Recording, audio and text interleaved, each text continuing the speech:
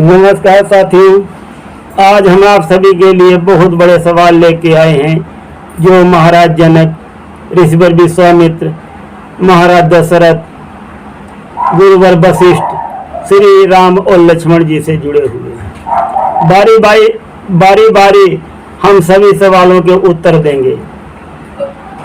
श्री रामायण में भगवान प्रभु श्री राम हर शब्द में समाये हुए हैं और सारे संसार में समाये हुए हैं, और ये सारा संसार जो है भगवान प्रभु श्री राम में समाया हुआ। श्री राम की लीला कैसी छाई है ये एक एक करके हम आप सभी को बताएंगे। जो विश्वामित्र जी महाराज दशरथ जी के पास राम और लक्ष्मण जी को मांगने के लिए आए। महाराज दशरथ जी ने मना कर दिया, कहा कि मेरे छोटे छोटे बालक हैं मुनिवर, हम उनको निशाचरों के साथ लड़ने के लिए नहीं भेज सकते। वो रणकला में बिल्कुल अभी नादान हैं। परंतु वशिष्ठ जी ने कौन सी बात महाराज दशरथ जी को समझा दी। ये महाराज दशरथ जी ने खुशी खुशी राम और लक्ष्मण का हाथ विश्वामित्र जी के हाथ में पकड़ा दिया। तो हम यहीं पर उत्तर बताते चलते हैं। गुरुवर वशिष्ठ जी जो हैं वो भविष्य के ज्ञाता है। भविष्य के ज्ञाता हैं वशिष्ठ जी। उनको सब मालूम है विश्वामित्र जी किस हेतु राम और लक्ष्मण जी को लेने आपके पास आए हैं, और धीरे से जाकर के महाराज दशरथ जी के कान में कहते हैं कि भेज दो राजन, राम और लक्ष्मण का इनके साथ जाने में बहुत ही कल्याण है, और ब्याज सहित आपको ये वापस कर देंगे सुरक्षित। यहां पर ये इशारा है साथियों कि गुरुवर वशिष्ठ जी सब कुछ जानते हैं कि विश्वामित्र जी किस लिए राम और लक्ष्मण को लेने आए। वो इशारों में महाराज दशरथ जी को बता भी देते हैं कि ऋषिवर विश्वामित्र महान बलशाली हैं, महान योगेश्वर हैं। ये खुद इतने बलवान हैं जो राक्षस इनके आगे टिक नहीं सकते। और यहाँ तक साथियों गुरुवर वशिष्ठ जी ने सीता स्वयंवर तक का सारा हाल बता दिया महाराज दशरथ जी को। तभी महाराज दशरथ जी ने खुशी खुशी राम और लक्ष्मण को विश्वामित्र जी के साथ भेज दिया। चलो एक प्रश्न का उत्तर अब हो गया। दूसरा प्रश्न का उत्तर सुनिए।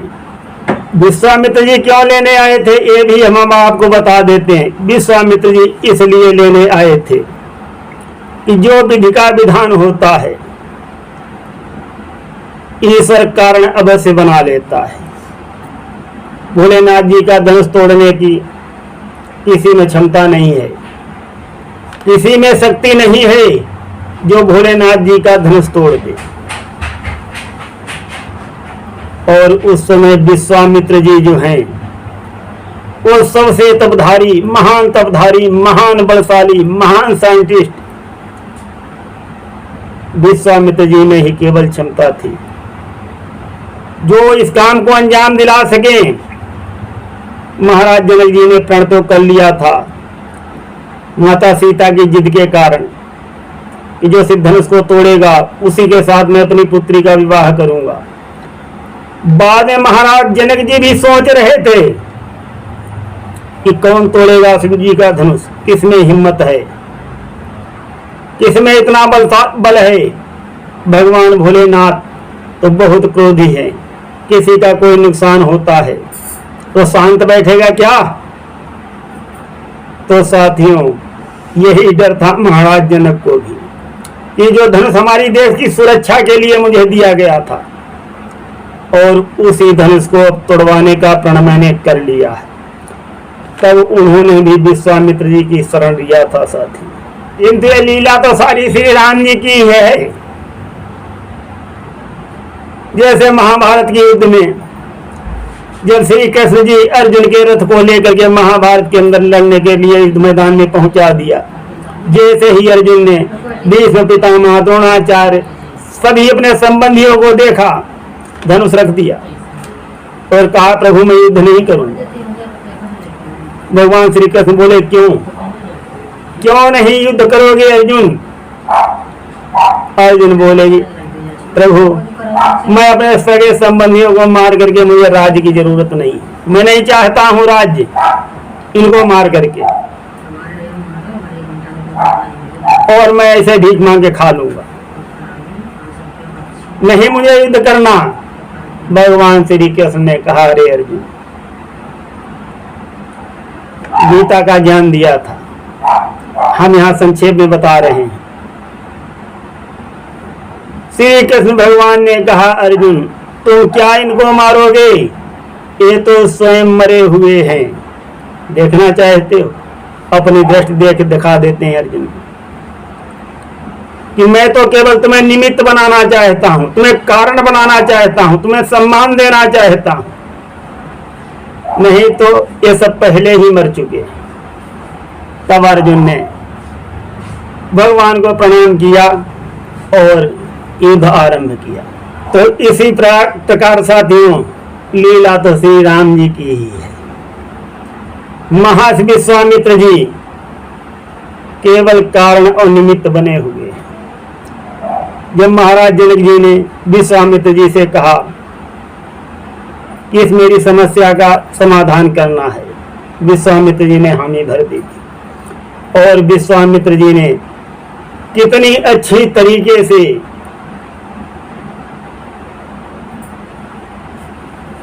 शिव धनुष तोड़वाने की भूमिका निभाई, वो हम आगे आपको बताएंगे।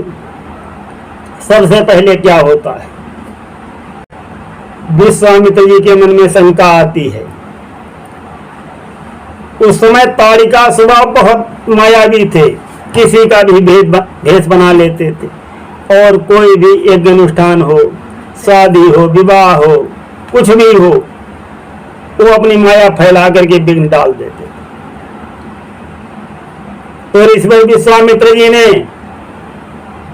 जैसे ही श्री राम और लक्ष्मण को लेकर के अयोध्या से चलते हैं महाराज दशरथ जी के पास, सर्वप्रथम ताड़िका का वध करा देते हैं। फिर जब महर्षि विश्वामित्र जी यज्ञ अनुष्ठान करते हैं, उसमें सुबह अपनी पूरी सेना लेकर के आता है। श्री राम लक्ष्मण उस सेना का भी वध कर देते हैं, किंतु मारीच को क्यों नहीं मारते? मारीच को क्यों नहीं मारते हैं श्री राम जी? वहां उनको सब मालूम है मुझे क्या करना है, कौन बनेगा सोने का हिरण पंचवटी में, मैं किसको मारूंगा। तो इस प्रकार से मारीच को ऐसा बाण मार के 100 योजन पार फेंक देते हैं। उसके बाद माता अहिल्या का उद्धार कराते हैं विश्वामित्र जी श्री राम जी के हाथ में। ये भी इसी कड़ी का एक हिस्सा है। विश्वामित्र जी इसलिए माता अहिल्या का उद्धार उसी समय कराते हैं जिससे मिथिलावासी जान सकें कि भगवान श्री राम परम ब्रह्म हैं, और महाराज जनक जी को भी भरोसा हो जाए, पूर्ण कार्य होने से पहले भरोसा हो जाए कि जिनकी चरण रज को छूते ही माता अहिल्या का उद्धार हो जाता और गुणगान करती स्वर्ग में अपने पति के पास सुधार जाती है। अच्छा हाँ, अब हम यहाँ पर ये भी बता दें कि महाराज जनक जी ने महाराज दशरथ जी को निमंत्रण क्यों नहीं दिया था। निमंत्रण इसीलिए नहीं दिया था कि महाराज दशरथ जी कभी भी भोलेनाथ का धनुष तोड़ने के लिए राम जी को आज्ञा नहीं देते। महाराज दशरथ जी चक्रवर्ती सम्राट थे और बहुत दयालु वचनबद्ध राजा थे, तो कैसे शिव जी के धनुष को तोड़वा देंगे, अपने पुत्रों को आज्ञा देंगे, कोई देगा? तो महाराज जनक जी सोच रहे थे कि मेरे पास कोई चारा नहीं है, मैं दशरथ जी को निमंत्रण से बुलवा भी लूंगा तो मेरा क्या फायदा होगा। वो तो मना करके चले जाएंगे कि नहीं, भोलेनाथ के धनुष को श्री राम जी विवाह के लालच में नहीं तोड़ेंगे। और भगवान प्रभु श्री राम सच में ये विचार करेंगे, ये कहानी हम बाद में बताएंगे जब समय आएगा। और इसलिए महाराज दशरथ जी ने निमंत्रण नहीं दिया था। ऐसे तो और भी बहुत कारण हैं, विद्वान लोग तरह तरह से समझाते हैं श्री रामायण जैसे हर शब्द में श्री राम जी की लीला है। जैसे दूध में हर जगह मक्खन होता है, बिना मथने से वो नहीं निकलता है, और जब दूध का मंथन किया जाता है तभी मक्खन निकलता है। इसी प्रकार से साथियों, हमारी सबसे पवित्र सनातन धर्म की पवित्र रामायण, सब कुछ लीला है भगवान प्रभु श्री राम, और हर शब्द का ज्ञान भी हमें वहां से मिलता है, और बहुत रोचक रचना है। हम प्रतिदिन पढ़ते हैं, लेकिन जैसे दूध से मक्खन नहीं निकाला जाता, ऐसे निकालने की भी जरूरत है। जब ऐसे निकालोगे तो सारा रहस्य आपको सामने दिखाई पड़ेगा। विश्वामित्र जी जब जाते हैं, मिथिला नगरी में पहुंचते हैं, महाराज जनक जी सबसे पहले आकर के उनका बहुत मान सम्मान के साथ स्वागत करते हैं। और किसी राजा का किया था क्या? किंतु मुनिवर विश्वामित्र जी का जैसे ही उनके कान में भनक पड़ती है, तुरंत बाहर सचिवों के साथ जाकर के उनका स्वागत करके ले आते हैं दरबार में पहुंचने से पहले। तो साथियों, इस प्रकार से मैं श्री राम के भजन लिखता हूँ, नए नए भजन, और मैं कलाकार बोलने वाला नहीं हूँ, और हो सकता है ये सही शब्दों की सेटिंग भी सही जगह न की कर पाया हूँ, इसके लिए हम क्षमा चाहते हैं। सुनते रहिए, हम एक एक चीज, जैसे दूध से मक्खन निकाला गया है, उसी प्रकार से मैंने भी